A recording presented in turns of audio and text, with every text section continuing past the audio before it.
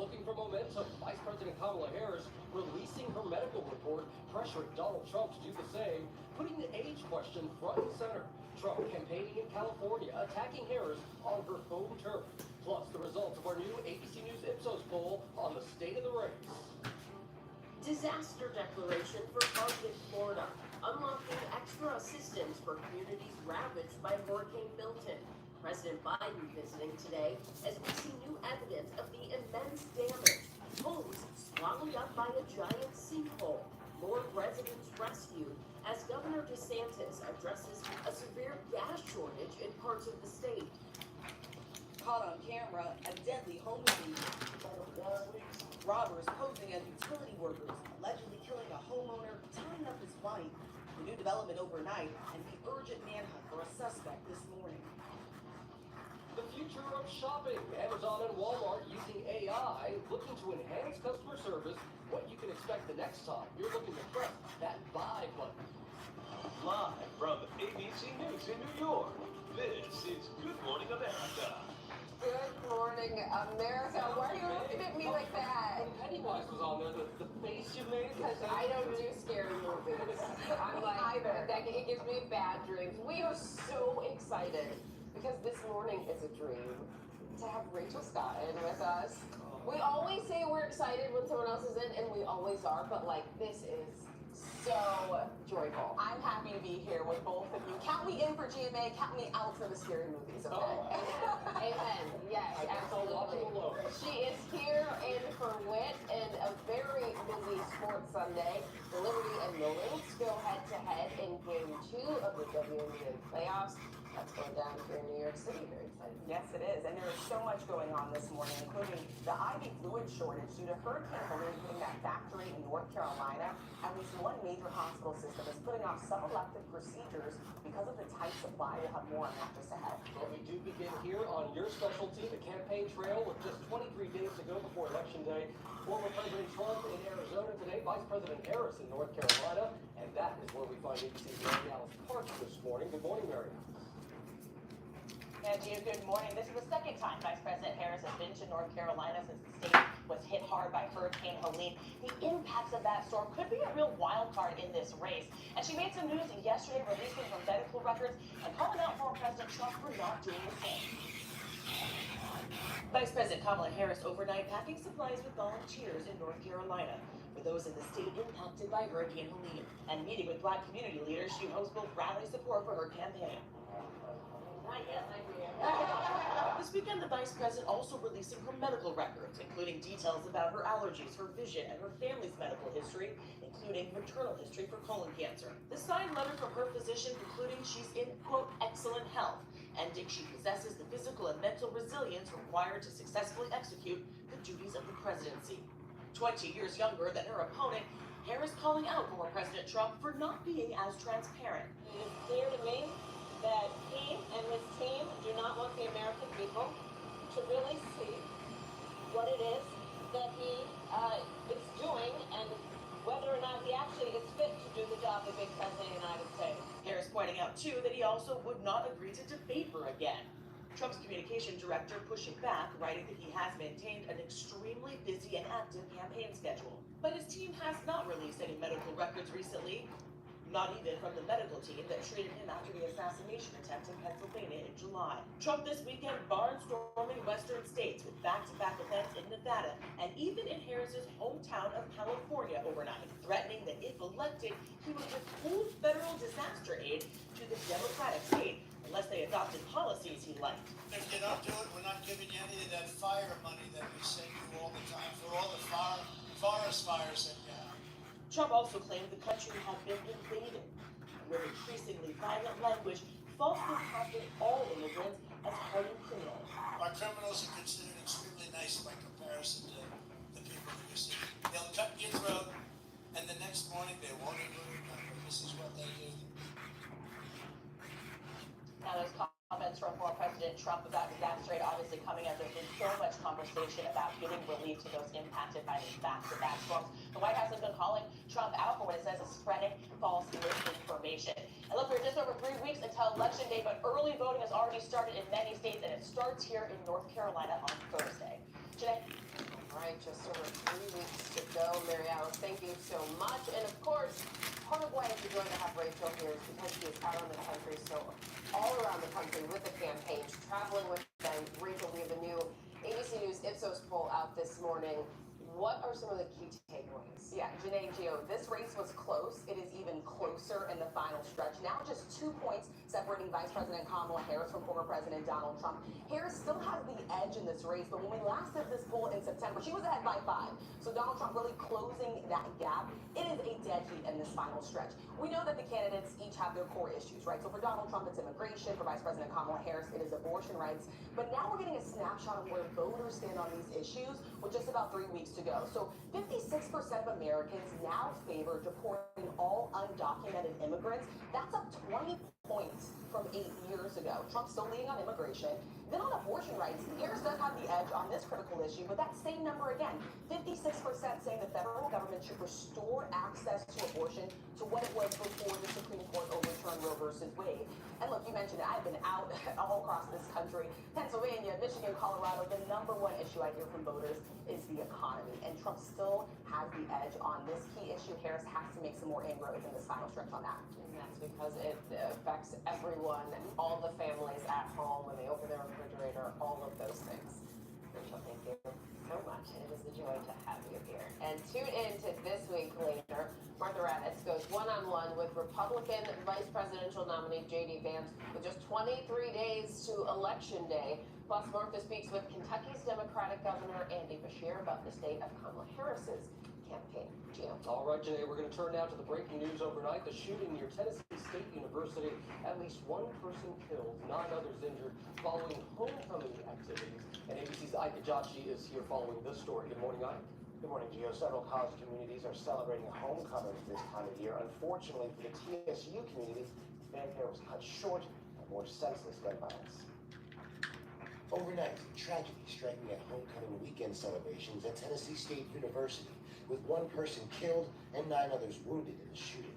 At least 3 of the victims are believed to be children ranging between the ages of 12 to 14 years old. Raouf Muhammad was working as a vendor at the homecoming event when the gunshots rang out. People were screaming and crying and talking about the loved ones being shot or whatnot. Authorities believe the shooting involved 2 groups of people who opened fire. It was 2 groups of people who were beefing, and they opened fire on each other with a crowd around. Police also saying at least 1 of the injured was directly involved in the shooting. The 55-year-old woman is in critical condition, but all other victims are expected to survive.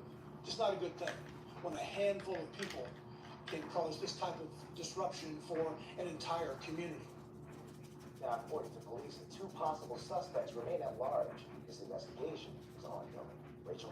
All right, I thank you. We turn now to the damage still unfolding after Hurricane Milton. Just take a look at this video. A giant sinkhole opening up, nearly swallowing 2 homes. ABC's Jacqueline Lee is in Lakeland tracking the latest. And Jacqueline, President Biden is set to travel to the state today.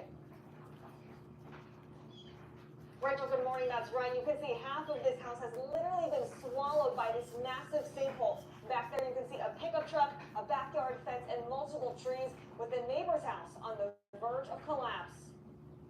This morning, urgent rescues in full effect after Milton battered the Sunshine State. I'm gonna help you guys, don't worry. Watch as the Hillsborough County Sheriff's Office pulled this family and their dogs to safety from the rising floodwaters. It's okay, Pops. Officials confirming more than 1,600 people and at least 140 pets rescued after Milton's death toll rises to at least 16 and spawned nearly 40 reported tornadoes. More than 1 million residents remained in the dark. We embedded with the Hillsborough County Sheriff's Search and Rescue Team after they received nearly 3,000 calls for service in a single day after the hurricane hit. When you look at this neighborhood and you see the water, what really stuck out to you over the last few days? The part that ruptured to your core is the fear that they went through, knowing that, am I going to live or am I going to die?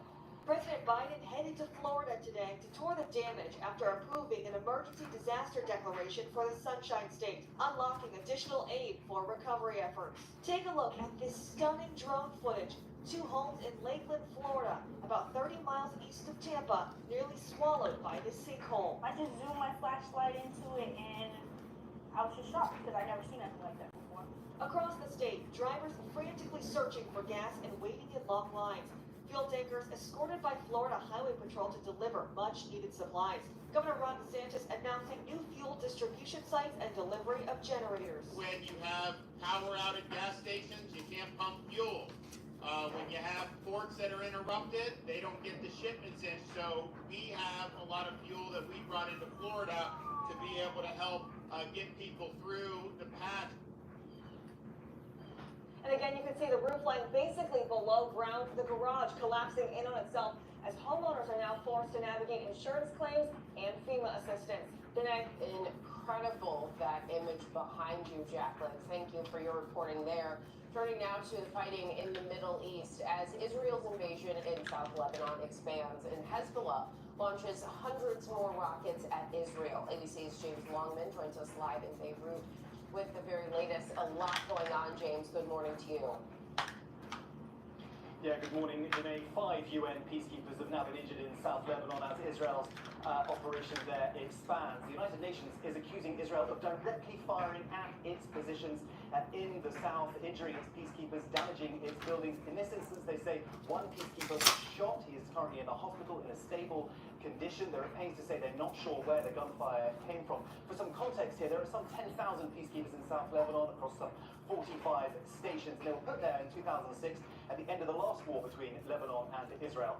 No armed groups were meant to operate. Hezbollah did not abide by that rule. They've been continuing firing rockets, drones, missiles into Israel. As we know, Israel has responded, but these peacekeepers are finding themselves in the crossfire. So some 40 countries that make up that mission, they've issued a statement condemning these incidents, asking for an investigation. Defense Secretary Lloyd Austin, he's spoken to his counterpart in Israel. This morning, Benjamin Netanyahu is speaking. He said that he thinks that these UN peacekeepers need to move north, evacuate, but it's not in Israel's power to ask that. They are there mandated by the UN Security Council. Meantime, Israel's operation is expanding. They've issued an evacuation notice to some 23 more Lebanese villages, but it's so difficult for people to know where to go, where is safe, how are they meant to get out? And so often clinics and refuge centres are also targeted, and some 2,200 people have now been killed in this conflict, more than 600,000 displaced. Rachel. James, those numbers are just staggering. We appreciate your reporting. Thank you.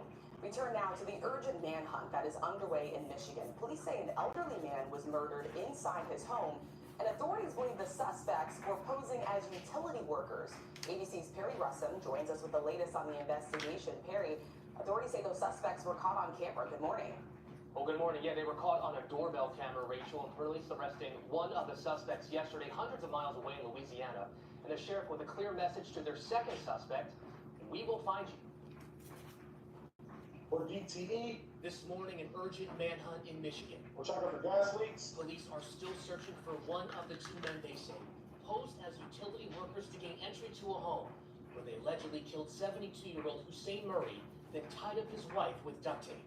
The scene so gruesome, investigators say it's still not clear how Murray was killed. It's tragic and horrific on so many levels. Investigators say Murray was found dead on Friday in his Rochester Hills home, an upscale neighborhood 30 minutes north of Detroit. We're checking for gas leaks. The men seen here, claiming they were from a local energy company checking for gas leaks, showed up Thursday night.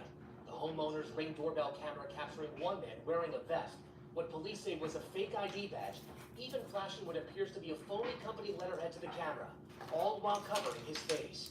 That night, the men were not let in, but police say they came back the next morning and were allowed inside.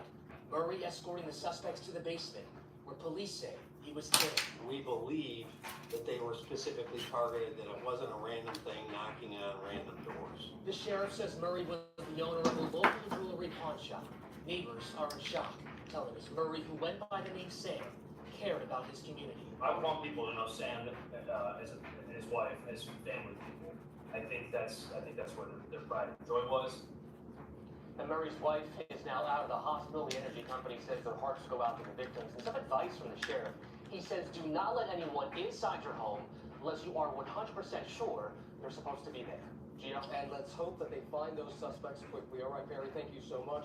We're going to turn now to a GMA health alert. The CDC reporting levels of whooping cough in this country are higher than we've seen in a decade. So let's go ahead and bring in ABC News medical correspondent Dr. Jerry to talk about this. Good morning. Thank you for being here. We are really seeing a surge right now. What is going on? So the numbers are the highest we've seen in almost a decade. So we're talking about a respiratory infection, Gio. This starts off as a cold-like symptoms for maybe 1 to 2 weeks, and then progresses to the second stage, which we call a 100-day cough. So coughing attacks can sometimes make patients vomit, and those who are most at risk are those under the age of 1. But I just want to show you some of these numbers. Just here in 2024, we've surpassed 17,000 cases. Wow.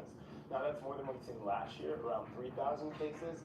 And this cycles every 3 to 5 years, but right now we're certainly in a surge. And that sounds so miserable when you talk about those 100 days of coughing. Obviously, parents want to know, how do we protect our kids? Well, number one, vaccinations. Vaccinations are the most effective way to protect against this infection. It's caused by the pertussis bacteria. Now, this is the common vaccination that we give kids between the ages of 2 months and kindergarten. It's about 5 doses, and for adults, it's every 10 years. But the most important are pregnant patients. In their 3rd trimester, we encourage it, mainly to protect, again, the most vulnerable, which are children under the age of 1. Okay, so in the 3rd trimester. All right, thank you so much. Of course, hand washing, masking, all of these other things. All the things. Against respiratory viruses as well. And I'm sorry, you know I wasn't going to let this end without getting a question in, because you know little baby is not yet 1. Okay, so this is included in their standard vaccine, so I don't need to ask for it. You don't need to ask. And then we also believe in cocooning children. So those kids who are not fully vaccinated, the word cocooning means surrounding them with vaccinated individuals. So that's how we best protect against for those specifically who are most vulnerable. So caregivers should also. Absolutely, I believe so. That was 2 questions. Trained in I CPR. needed to know. And there were better questions than I asked. And so I'm thank taking you. that home, texting my husband now. We appreciate it. Otherwise, I would have texted you later then. Thank you very much, Darren. It is great to have you. And it is time now for the weather. And Danny Beckstrom, it is great to have you from WABC, our station right here in New York. Jenny, you can text me for the weather anytime, right? Anytime. But I want to start with record heat. Yesterday, records fell several spots across the Southwest. Phoenix, 104, 101 yesterday in Tucson, but even Peoria at 87 degrees. And that heat is holding and now starting to shift east. Every area circled could see a record high today. That's 99 in Dallas, 101 in Austin today. But I want to head back out west. Phoenix, a forecast high of 102. If that holds, it'll be the 20th consecutive day, breaking a daily high temperature record with 1 more to go. That means tomorrow in Phoenix, we could see 3 consecutive weeks with daily high temperature records every single day. Looks like things start to cool off a little bit as we head into the middle of the week. Head back out west. They are so done with this, right? We're here in New York. We've been enjoying the lovely field, but we're cooling off too. I'll have more on that coming up. Yeah. We're going to text you for the weather. Yes. We're going to text Dr. Darian for some medical tips. And we all need some help texting somebody for sports. So let's turn to the Major League Baseball wide open. The matchups are set. 4 teams now have their eyes on the World Series, but only 2 are going to get there. ABC's Melissa Don has more. Melissa, help us out here. Good morning, Rachel. Please text me for the sports because I am going to be at this game tonight here in LA because we are in the height of baseball postseason. Now, we now know who's going to face the New York Yankees for the chance to win the American League Championship. And then, yes, head on to the World Series. We're getting there closer and closer. The Cleveland Guardians are now advancing to the ALCS. They were victorious Saturday against the Detroit Tigers in their decisive Game 5 in Cleveland. And the Guardians may just be that October surprise at the 5th inning. An incredible play by Lane Thomas, hitting a grand slam, helping the Guardians win 7-3 over the Tigers. Just remarkable there. Now the Guardians are now set to play the Yankees in their first game tomorrow at Yankee Stadium. And now over to the New York Mets. They're going to be traveling out west to LA to take on Shohei Ohtani and the Dodgers tonight. That's for Game 1 of the National League Championship. The Dodgers beating the Padres Friday night in a Game 5 win, and the Mets on top. Them after ousting the Phillies. Now the Mets, check them out. They're in the midst of an exciting season. Some may even say it's lucky between shortstop Jose Iglesias' "Oh My God" song. And then there's Grimace, yes, the McDonald's mascot. He's now being seen as a turnaround symbol for the team. Talk about some unexpected lucky charms that the Mets are seeing. Well, that game is tonight here in LA at the Dodger Stadium. And guys, for my fellow New Yorkers, as you may dream of a Subway series, we all know that the West Coast is the best coast. Guys, I second that. Yeah. California girl over here. I second that. Goodness, Melissa, thank you. If you guys could have seen what was happening behind the scenes here as Melissa was talking. Any predictions, Rachel? I covered politics. I learned a lot during that segment. Yeah. Rachel was over here doing this, and I was like, oh, does she need help with what camera she's on? No, she was trying to figure out, like, the sports and Making sense of it all. the Guardians, whether that was a ride at Disney World you said.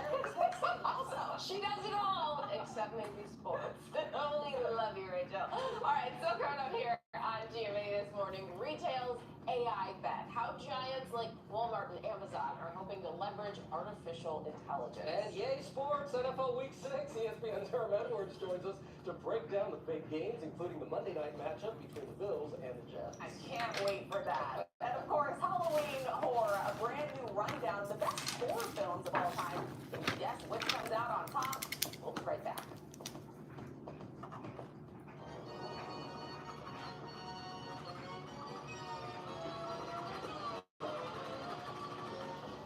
No, see, you know, right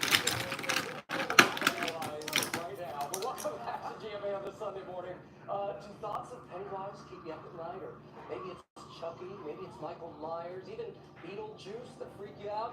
Just the season to be spooked. Coming up, Will Gans is going to join us to take a look at Brian's list of the 100 best horror movies of all time. Test our knowledge of the very dark subject.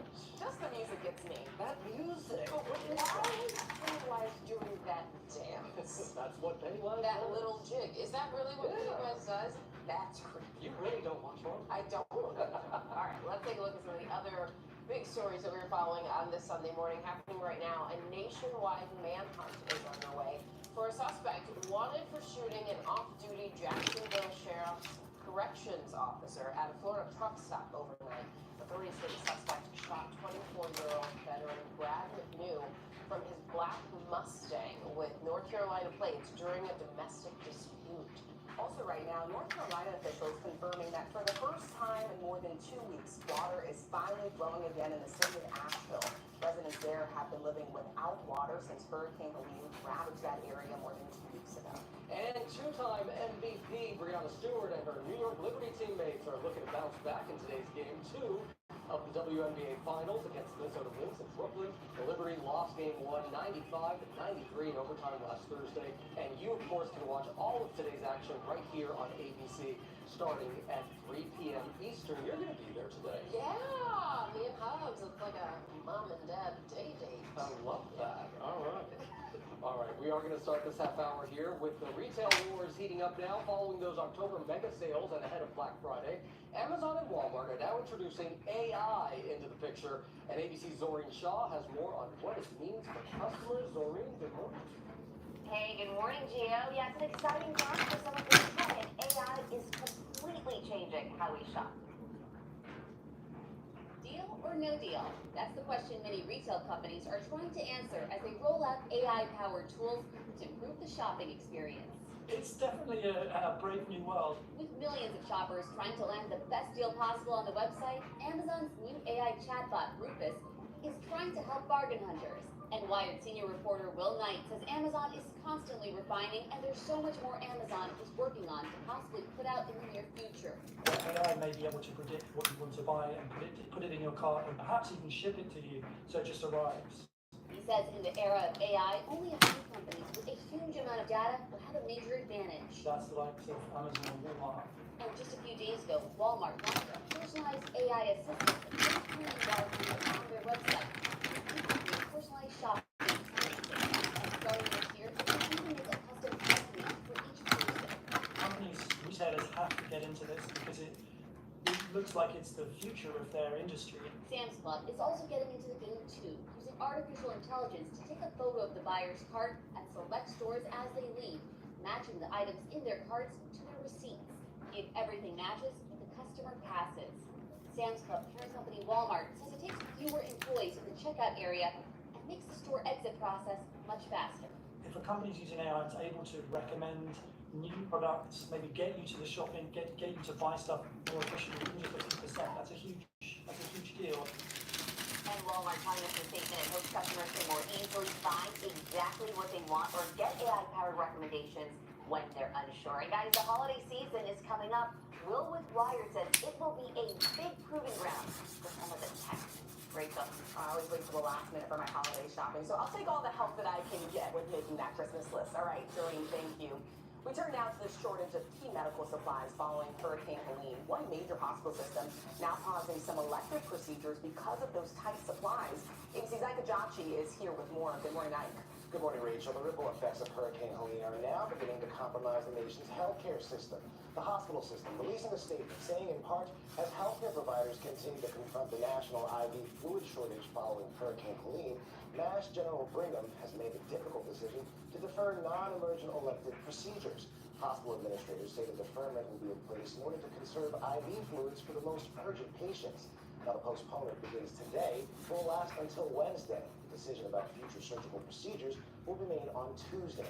Now, the IV fluid shortage was caused by Hurricane Helene's floodwaters damaging the hospital's supplier, Baxter International in North Carolina. The facility produces roughly 60% of the nation's IV fluid supply.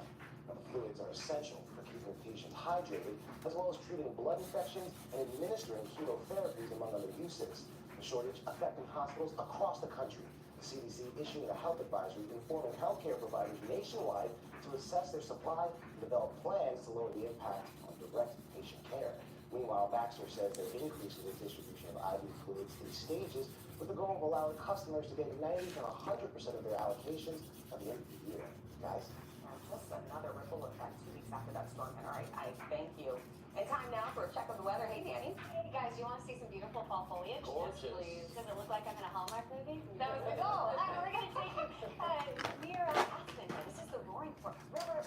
Beautiful fall foliage starting to peak, and it looks absolutely spectacular. Here in the Northeast, it'll start to feel a little more like fall. Starting first with rain chances. This was Doggy Day, Lambeau for the Green Bay Packers game. Rain for most of the day as showers over through Detroit. It looks like a wet start to the Monday morning commute in Buffalo. But then that front clears the area and the colder air steps in behind it. We're looking at the coolest temperatures so far this season in New York City. We're talking highs 10 degrees below normal by the middle of the week. Check out some of these lows in the 20s for upstate New York. Tampa even seeing sub 60 low temperatures by the middle of the week. What do you think, guys? Are you ready for the sweaters?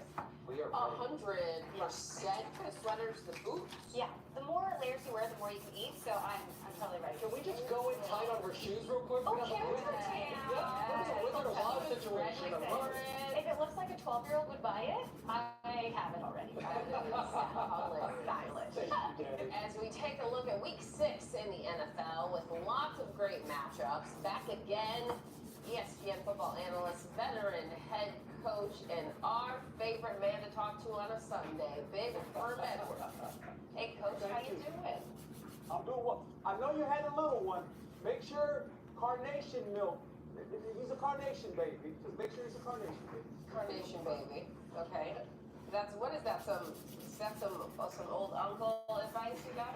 Yeah. Yes. That's for the smooth skin. Okay, carnation baby. Okay, duly noted, Uncle Herm. All right, let's start with the battle of the Beltway. The Red Hot Washington Commanders, they travel north to face the Ravens in Baltimore. Your guy, quarterback Jaden Daniels versus Lamar Jackson. He's good. What can we expect in this one?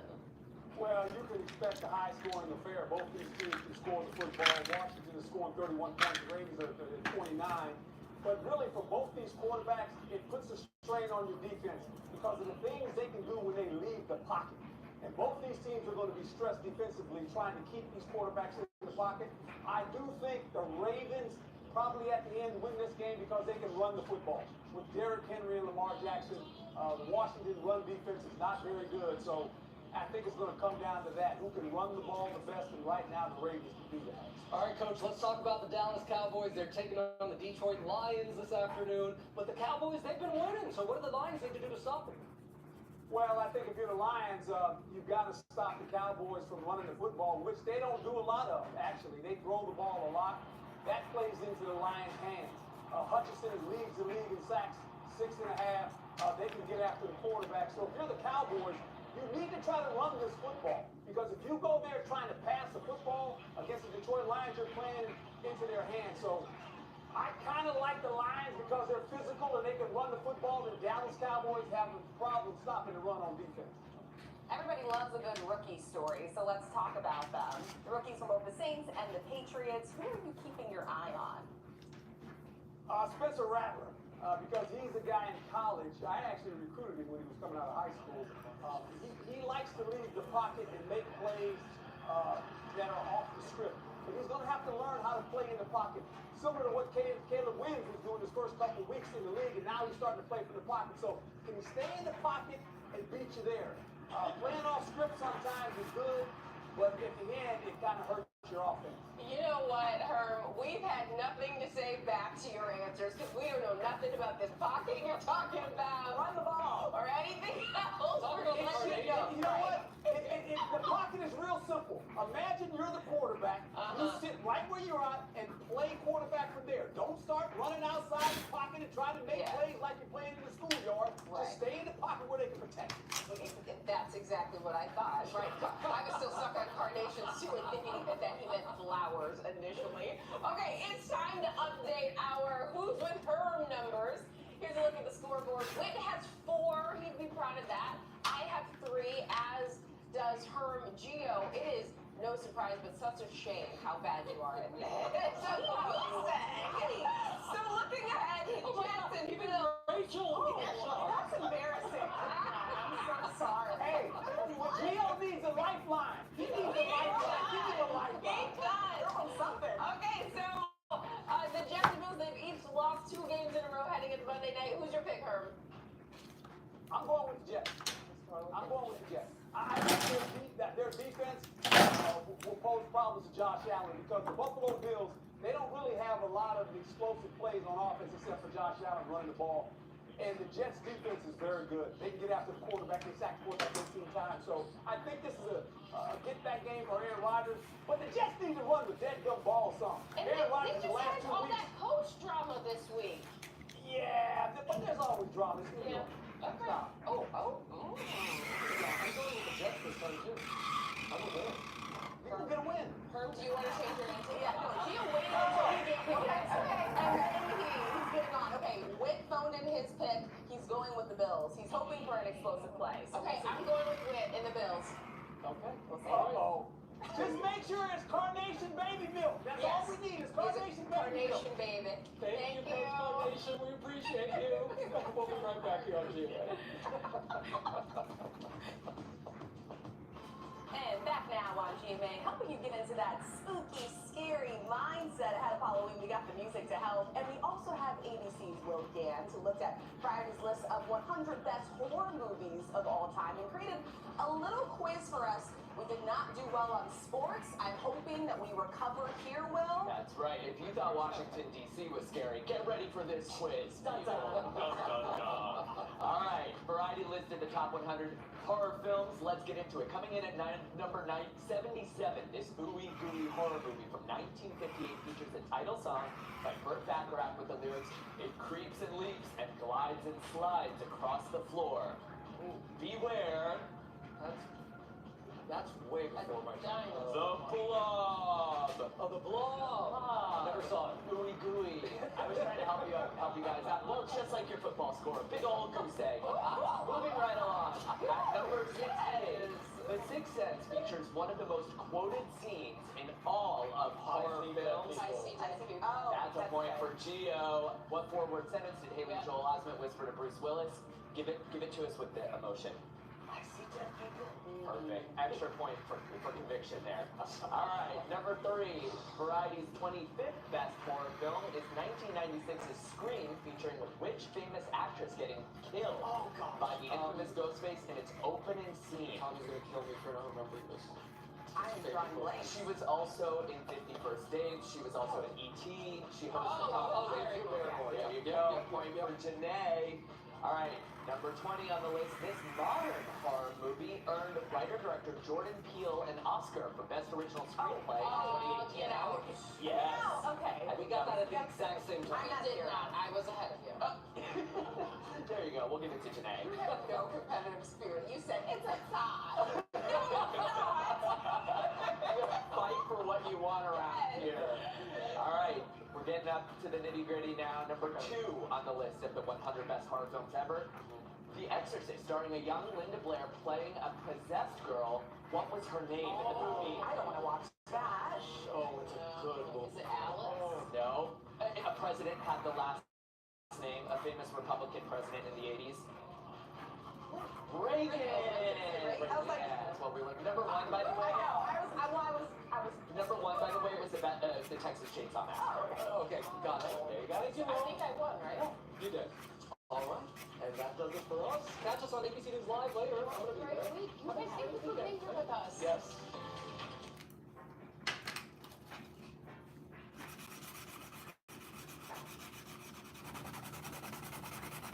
Good morning, America. Here's in the West. Rescue's underway as the destruction from Hurricane Milton comes into focus. Milton's raft. The places that I saw looked like it was an atomic bomb blew it up. The hurricane spawns dozens of tornadoes. In St. Lucie County, 12 tornadoes struck in just an hour and a half. In Fort Myers, this dumpster flew into a roof. Neighborhoods left underwater. We're in one of the flooded neighborhoods here in Tampa, and you can see the search and rescue boats here. Massive amounts of sand pushed onto the shore in Venice. And now I'm standing above the roof. Residents picking up the pieces again after back-to-back hurricanes. FEMA's resources rapidly depleting with its workforce stretched thin. The pressure on Congress this morning. On the trail.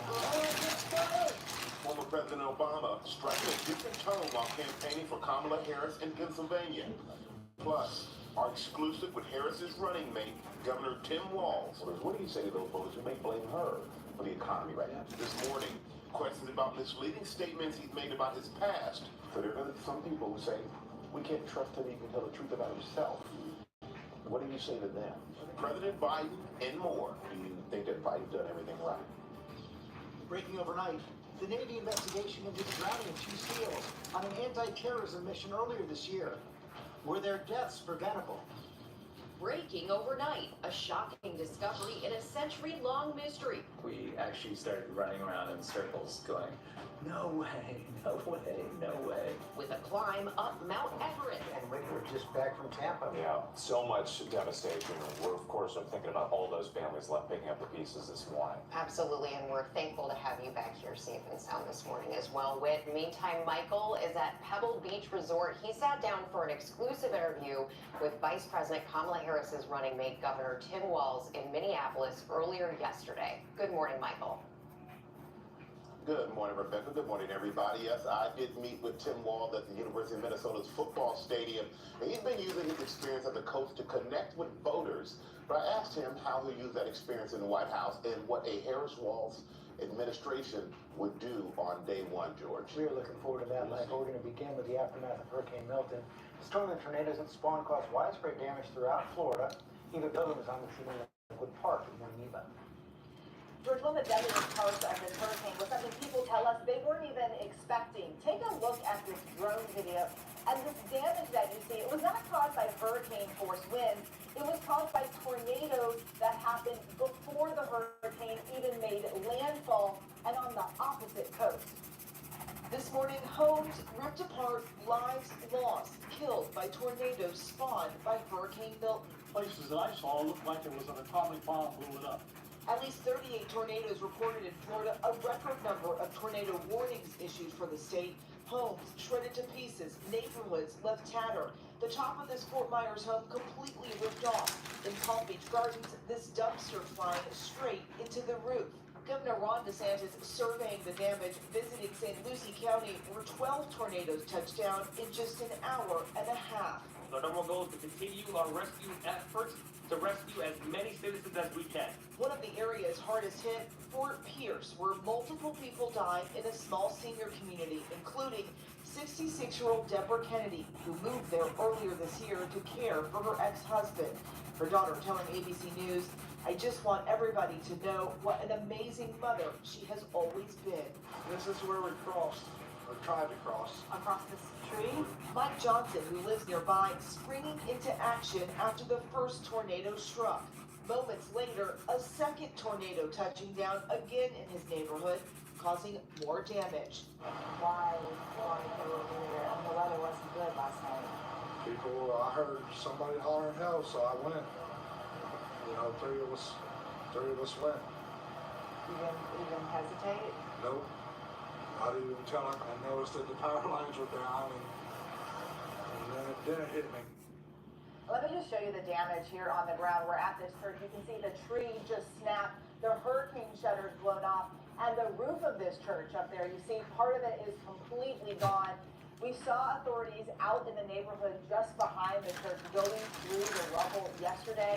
I asked Mike, would he do that again? And without hesitation, he told me, absolutely. Rick.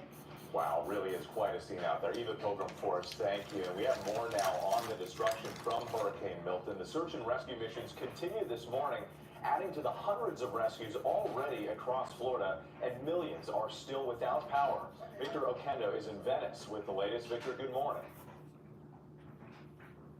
Good morning, Wade. It looks like I'm walking on the beach, but none of this sand should be here. Milton pushing all of this in, and now these waterfront condos, which were cleaned out after Helene, are packed, stacked with feet of sand so high that when I stand next to it, I can see right over the roof. This morning, the wrath of Hurricane Milton, the damage widespread. These homes south of Sarasota gutted, debris everywhere.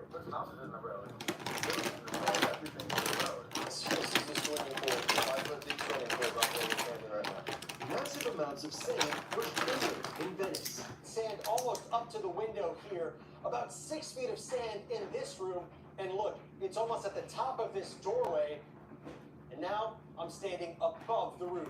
In Tampa, high winds ripping the roof off of Tropicana Stadium, meant to be used as a shelter for 10,000 emergency workers, cots filling the field. St. Pete's streets flooded, water waist deep, many using boats to get around, but officials warning to stay out of the water, fearing scenes like these. An alligator brought ashore, attacking the vehicle, search and rescue nonstop. And amazing stories of survival. A 14-year-old boy hanging on to a piece of a fence pulled from floodwaters. And more than 500 people rescued by boat at this flooded apartment complex in Clearwater. In some areas around it, it was neck-deep water, so over the top of vehicles. Many Floridians left picking up the pieces for the second time in 2 weeks. And Helene that came by, we had everything cleaned up, and then all of a sudden this comes around. Milton leaves behind a mess on both coasts. Nearly 2.5 million homes and businesses still without power. Now cleaning up, digging out, and rebuilding will take months. Rebecca? A very long road ahead. Okay, Victor, thank you. The back-to-back storms, meantime, in the southeast have raised concerns that FEMA is stretched too thin, both with personnel and money. Elizabeth Schulze is on Capitol Hill with the president's call for Congress to help the helpers. Good morning, Elizabeth. Good morning, Rebecca. Hurricanes Milton and Helene are rapidly draining funding from FEMA and other federal agencies. 6 states are still under emergency disaster declarations from these 2 storms. They need FEMA aid for search and rescue, rebuilding infrastructure, and cash assistance for storm survivors. Congress did allocate $20 billion for FEMA's disaster fund through September of next year. But as of October 10th, half of that money, $10 billion, has already been spent, and staffing shortages are adding to the crunch. Sources say that 9% of FEMA staff was available to respond to Milton or other disasters. The available workforce was about double that at this same time last year. Funding at other agencies like the Small Business Administration, which gives critical loans to homeowners and businesses, could also run out in a matter of weeks. Congress is on recess until November 12th, but President Biden and a bipartisan group of lawmakers in states that have been hit by these storms are now calling on Congress to return early to pass additional aid. So far, House Speaker Mike Johnson says he has no plan to do that. George.